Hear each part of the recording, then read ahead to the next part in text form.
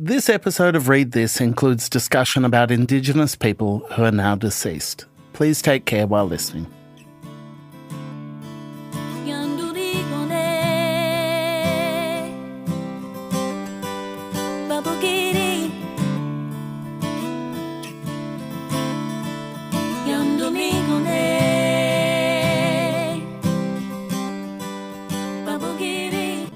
That's the music of Sydney acoustic duo The Stiff Gins, Colleen Briggs and Nardi Simpson. They've been writing and performing together for over 20 years.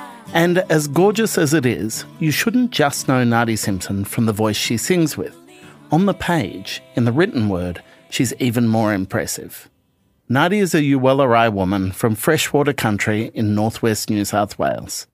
Her debut novel was 2020's Song of the Crocodile, and it was one of my favourite Australian debuts in years, so moving and wise. It somehow managed to be about grief and sorrow and intergenerational injustice, but at the same time was suffused with joy and love and, there's no other way of saying this, music. It was crazy talented. Before I became editor of The Monthly, I spent a couple of years as the artistic director at Sydney Writers' Festival, and one of the things that I got to do when I was there was ask Nardi Simpson to be part of our 2021 opening night lineup. She stood on that stage at Sydney Town Hall in front of a couple of thousand people, and she absolutely blew the roof off the place. She talked about the tradition of stories in which she placed her own work, and about making the leap to conceiving of herself as a writer. I was so impressed and such a fan, I even forgave her husband George for incessantly telling me I looked like Jack Black. Her second novel, The Belburd, is out now, and it doesn't disappoint. It tells several stories, some old, some new, that circle around a baby girl born at the very end of the 18th century to parents Barangaroo and Bennelong. The too brief life of that child, Dilbung, or Belburd, echoes through to the present day in a story about fragility and strength, about mothers and daughters, about owning one's own truth. A story about how to make art. I'm Michael Williams, and this is Read This, a show about the books we love and the stories behind them.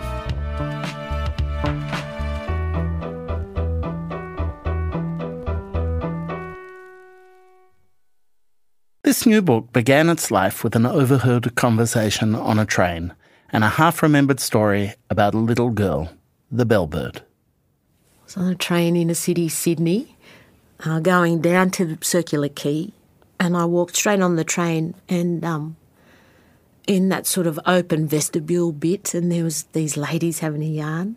Too loud they were. And it was like all of a sudden I was in the front row of a theatre show. And they were talking about, one lady was trying to, they were moving house, and they was asking her, how's the house hunting going? Oh, we saw one place and it was too small. We saw another place and we didn't like the backyard. And then we saw another place and there's a room we could convert to a games room, and they had a pool. And we thought, we'll show the kids on the weekend, and if they like it, we'll put in an offer, and then the universe will decide. So that, and then it was, this stopped Redfern. So the doors opened right while they're talking about the universe, and we pulled up at Redfern Station. And I remember getting so wild with these women, thinking that is not how the universe works. It's getting really worked up and sort of getting frustrated, and hearing Redfern made me even more wild. It's definitely it's not how this universe works. And then getting really angry made me sort of think, well, how do you know? Wait there, why are you expending all your energy getting wild with them? You don't know how the universe works. And I honestly couldn't tell you how that little Belburd came into my mind. But while I was in the grips of feeling so strongly about how wrong they were and how I didn't even know, the memory of that little baby came into my mind. So it was those ladies, Redfern and Dilbung, the Belburd, all happened at once. That's when I realised what I wanted to write.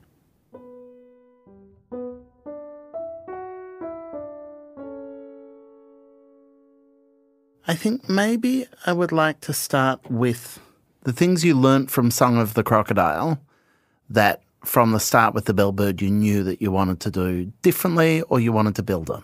I wrote a list of things I was not going to do for this book, and so then did not write a thing for a year because it was all up in my head. I was talking with somebody about this a matter of minutes ago. The more you think about it, the more you constrict yourself. And the feeling, it's about feeling, writing feeling. So I had a page of things I didn't want to do, which were, things like I didn't want long flowing sentences and I didn't want creator beings and all the things that I'm probably good at, trying to think my way through what I wanted to be rather than being who I am. And once I broke every one of those rules, once it became, I've got to write something here. It's cool. I've gone long enough not writing. I need to start. And I started breaking my rules. And that was the beginning point for an evolving story that was a negotiation between who I wanted to be and what I actually was. And, the Belburd was a kind of a spilling out of who I wanted to be, what I didn't want to do and where I actually was. That's the best way for me to talk about it. Did you have a similar list before Song of the Crocodile, or for that it was much more organic? It was organic. What I was trying to prove to myself there was that I could do more than just music. I was trying to prove to myself I was more than a musician. And, of course, I got to a stage in Song of the Crocodile where I was stuck, and beautiful Grace Lucas Pennington, who was helping me through the black and white experience, asked me to bring forward my musicality because I was stuck on something. And I said, it's not working, I'm getting so frustrated. And she said, Nardi, what if I was to say to you, where's the music in this stanza? And I thought, that's not a restriction anymore. She's asking me to bring forward who I am. So, it's sort of like history repeating. I made the hurdle at the beginning of the second book and jumped over it myself and worked out that, just don't restrict yourself because a creative idea needs to flow. Yeah. And the point for thinking and constructing things will come later, usually with an editor, and they will help you get over yourself. Get over yourself, but also trust yourself as well. Not just get over yourself, but give over to your own instincts, give over to your own individual qualities that you bring to the story, to the writing. Because it sounds like you, in different ways, both times were caught up in an idea of what you should be doing or what it should look like to be a writer rather than what felt natural to you. Yes, and also this kind of idea of what is valuable to bring forward to somebody. I'm still trying to work out what it is I can give in a written form because for me, music, I know that I want to share a feeling. And then I think when I pick up a pen, I'm sharing a thought and I struggle with, what's the tangible walk away, my hands are moving, feeling, grabbing thing that I can give to somebody. And I still haven't worked out the language of the exchange in a book because it's so insular and so singular. Even though I do it to make somebody feel, I still haven't quite figured out how to channel creative thought through my body into another body. Yeah. In terms of different expressions of creativity, how much... This is someone who's clearly not a musician asking this question, so I may be revealing deep reserves of ignorance. I'm sure I am. But it feels to me like there's something weirdly more of a tangible object in words on a page than there is in a piece of music. There's something about something printed on paper that feels like it belongs to a different tradition where you're held to account on it for much longer. It's there, solid.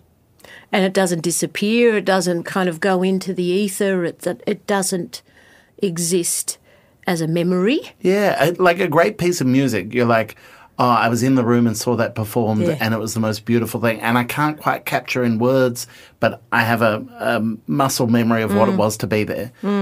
A good book that connects with you, you can go back and pick it up, open the page. Yes, you change, you approach it differently, but it's still, the proof of it is there. Yeah.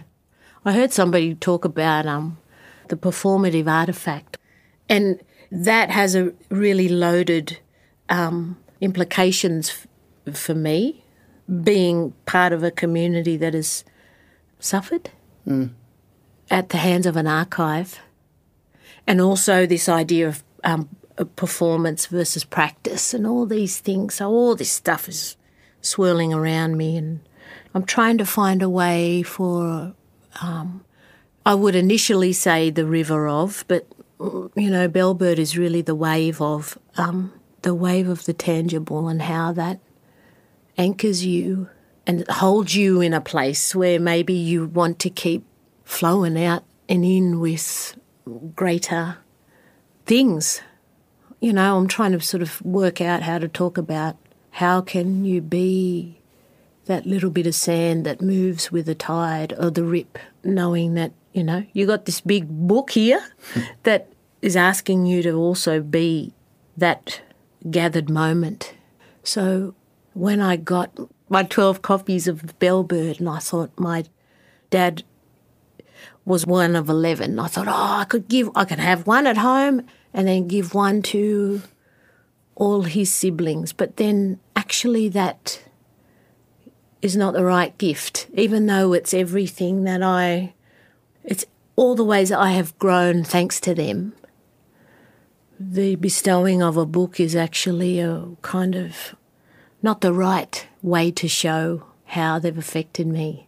And, you know, I think, Michael, about, I didn't want to say, here's this book, because I didn't want to give my aunties and uncles in Wagga a book, because I didn't want it to be confronting for them. But then, you know, my cousin said her nan, who's Dad's sister, the eldest of the 11, bought the audio book. She's gone too now. They would lay on her bed and listen to me and my words, because I read the audio book. And, you know, Auntie Georgina and Nicola would sit on the bed and they'd listen to a little bit, and then they'd go and do something else. And I think actually that my words were part of their relationship. That's the beauty for me. And, you know, as people disappear and dissolve and move into other realities or whatever, the book is not the thing. The words around who we are is a beautiful offering. Yeah. Whereas with Song of the Crocodile, you know, it's very much around your family's country. The Belburd is set in and deeply concerned with the country you were born in and have lived most of your life in, but not your ancestral country. It's the salt water shadow. Yeah. It's clearly a place and country that's shaped you. Explain to me the difference between that and ancestral country, like in terms of what you own. Yeah. Because there are, like, for lots of people, they're going to be like, well, you were born there, you've lived your life there. Why can't you tell the story of that place in the same way? For me, it was very, part of the list of things I didn't want to do that I actually kept was I wanted to use a story as a way to uphold somebody else's sovereignty. Just as, you know, I'm a freshwater woman and I'm informed and coloured by that, and I know the value that has in my life. That's not the only way the world works. I get a lot of cultural, spiritual zest from my mob as other people get from theirs. And I live on somebody else's sacredness. So how can I use language to uphold their sacredness And that's what really the Belburd was for me, an exercise. I don't mean to trivialise it, but a practice in living inside somebody else's sacredness and making something that honours me but references them. Yeah. So the Belburd references a little baby, a real baby, that lived for a matter of months in Sydney at the time of colonisation. I am not culturally connected to that baby or her parents, yet the story of her life is foundational for me, a foundational teaching in how to be somewhere that belongs to someone else. It's a particularly acute example, and I think you handle it really sensitively and really beautifully in the book. It's the great power of the book is how important that baby, that little girl is, but how much space you give her, how much you kind of walk around her rather than directly to her. Yeah.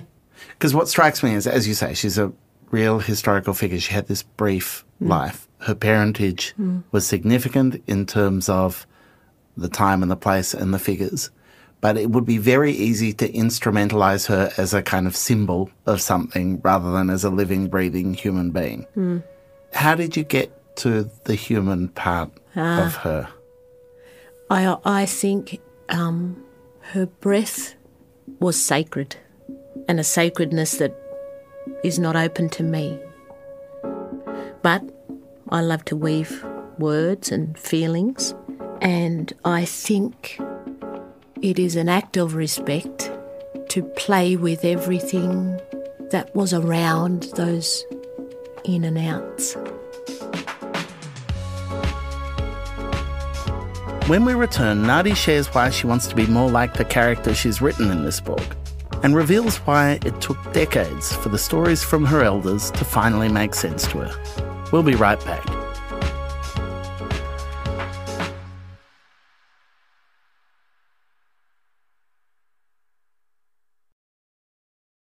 Everyone remembers the first step on the moon. What if it had been the last? This Kingdom of Dust by David Dyer reimagines the moon landing from the eyes of Buzz, stuck on the moon, his wife Joan, trapped on Earth by society's expectations of her, and Aquarius, a journalist compelled to craft a story he doesn't want to write. This Kingdom of Dust reframes what the moon landing meant for all humankind. This Kingdom of Dust is out now. As America heads into its presidential election with ever-increasing mistrust and misinformation, the question on everyone's mind is, what went wrong?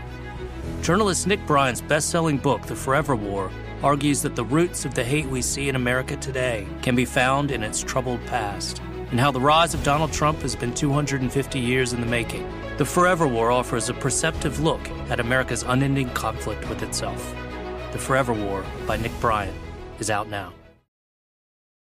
The engine of this novel is a story in the present day, one that follows a young poet and activist called Ginny Dilbung. Her name, and her power to represent the possibility of change, echoes the novel's historical tale, even as the way she moves through the world is decidedly contemporary. Ginny Dilbung is a character in the book that I wish I was her. I'm just going to say it. I really wished I was her. And if I had to explain why she is in there, she is the promise that little girl was, you know. At the time, that little baby was an inheritor of serious cultural business, and also the future of what was going to happen in this place that we all walk around on now. She was going to be the boss of what has happened and what will come. And she didn't thrive. And so Ginny is my way of bringing an idea of a young black girl who has the world at her fingertips. That's why she's in the book. Ginny Dilbung, you know, she's a poet that makes words and sticks them in buildings, and that's the way that she colonises the places that she owns. I'm not surprised that you wish you were her. I think I'd defy anyone to read it and not wish that they were Ginny. Yeah. But you seem pretty Ginny to me. Like, what are the elements she has that you long for in yourself that you don't quite have? Well, she was young and she didn't care about what she should do or be, which is where we started, eh? There's no way she'd make a list of things she wasn't going to be. And I think her youthful fierceness is something I never had. She does have the power to be made clearer in who she is by dickheads. Like, instead of them wearing her down, instead of her being, like, broken by them or feeling like this isn't a space for me or I can't write my poems, I can't make my art, she instead, in the face of dickheads again and again, is just like, no, that resolves me in who I want to be. And that seems pretty admirable. Yes. And she is alone and doing that. Wow. You know, I need 50 people around me to make me feel brave enough to do the thing that I want. She's by herself. She is I want to say a fleck or a feather oscillating in the everywhere and doing a thing without connection. That's powerful. That's strength, to be isolated maybe and alone and small in the greatness and still have the courage to do what you want. Yeah. One of the things I particularly love in this book is how you write about and capture time. It moves between two timelines and there's this and that, but actually it doesn't. That's not the relationship you have with time in this book, and that's not the relationship that the story you're telling has with time. It loops back on itself. It's not this, then this, then this. Can you talk about how you got the idea of time right for the purpose of the book? Yeah, it'd be one of those things, I reckon, Michael, if I thought about it, I'd completely muck up. And it's also helped by having these ageless eels and grandfather whales who are really just reflections of people I know. Yeah. I know great whale. I've been taught by that man, another fellow who passed away while I was writing, very important, Yuwaalaraay man, south coast of New South Wales, Uncle Max Harrison. He is the great whale. He's gone into his whale dreaming. But while he was on land, he was sharing all those learnings with me. And so those people are timeless. Yeah. So if you're lucky to experience that ageless, and it's not mystical and magical, but it's ancient and ageless in a really complex, tangible way. I think when I interviewed Melissa Lukashenko about Eden Glacier, she used the phrase Aboriginal realism. Yeah. Where she was like, no, I don't like magic realism. Yeah. That's not describing what's going on here. Yeah. This is Aboriginal realism. Yeah. Well, it misses the point when people sort of say that those creator beings are a release. Actually, they're the structure. It's beautiful to be able to work within that. And, I have the same thing about fiction. What people call fiction is our reference section, That's the way our stories are, the way we need to be. You can't negotiate. So then we get to play with those kind of things as well. But I don't know. If I thought about time, I'd get it wrong. It's just that I know I sit next to ageless people and get to have their wisdom soak into me, and it's as modern as you can get. I think part of what I so love about that is you sit next to. You don't come after, you don't have a debt to. This is not something from the whole point of the agelessness and the timelessness is you sit alongside and next to. You're sharing those stories, you're telling them, you're hearing them. We're so lucky, and that old man too. He used to tell a story, Uncle Max, about when he was taken by his masters, he calls them, when he was a young boy. he's taken on, a journey with his masters, and he was told to go and fill the billy with water and come back and bring it back. And he would tell this story a lot, and I never actually got it. He said he'd fill the billy, take it back to his old pop, who would kick it over and say, no, go again. And he'd do this, a few times. And he said, I couldn't understand why he kept kicking the water out. He asked me to go and fill the billy, and I didn't. And he said, and so I went down to the edge of the water, and I thought, what's this old man trying to teach me? And I just started playing with the water. And then after a while I thought, I'm just going to try it one more time. I filled the billy and I put it next to him, and he said, good. And that's how he told the story. And he would tell it the same way every time. I thought, what is going on? I don't get it. Maybe he's missing a bit or something. And he passed away, and I was thinking about it, and then I actually understood what he was trying to teach, was that don't just take. You need to go and interact and dream and think. That was the water that the old fella wanted. But I think back for the amount of years that I never understood that story, and it was just waiting for me. It was waiting for me in the future, my future me, to understand what the teaching was. And so it took, I knew him for 20 years. He passed away 3 years ago. I only understood it a year ago, what he was teaching me. But it was waiting for me in the future. It was about, when he was a little boy, 70 years earlier. Yeah, it's all on a continuum, but also all at the same time feeding into itself. Yeah. Talk about the list of rules you had for yourself on the second book and your idea about the kind of writer you were, but how has having had readers changed the kind of writer you are? That sense of people coming back to you with, oh, you know what, here's what I took from your book, or here's what it meant to me, or here's what it awoke in me. Has that surprised you, and has that changed the way you approach story? I feel it's not grateful. There's some other level of grateful when people come up and say that they've read the book or they've thought about things, or I get a bit shame, I sit in the shame because I'm so grateful, and that's how I interact with it. It's just like, I am very humble about that, but that's where I stay. I'll tell you, when I think about audiences while I make it, because I put all my energy and hope of a connection in the making of it. When I do it, when I ask them to unwrap the present, and then when they got the present, that's up to them. By the time the last full stop, my work's done, then that's your fella's business.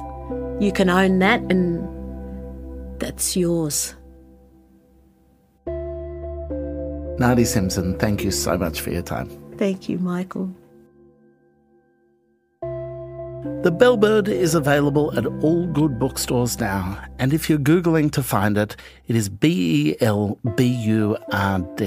Belburd. You can listen to the audiobook, which is equally gorgeous.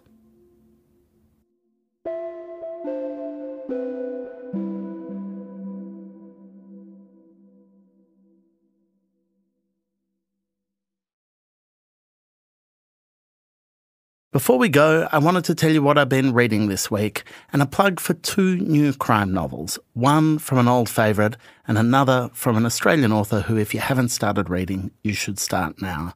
Ian Rankin's latest John Rebus book is out now. Fans of the series will have been reading him for decades like I have. The new book's called Midnight and Blue, and it's an absolute cracker.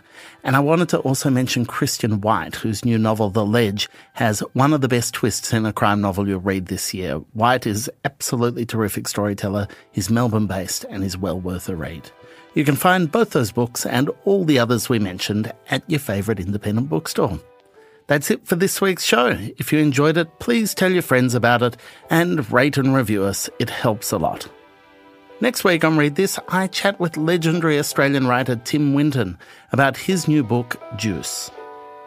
In this moment, on the knife's edge as we are, I'm asking myself, I'm asking my culture, and I think I'm asking lawmakers and the people who inhabit the C-suites who seem to have such an inordinate influence over our lawmakers, do you have the juice to make the hard decisions, to make the right decisions? Are you on the side of life or are you on the side of the money?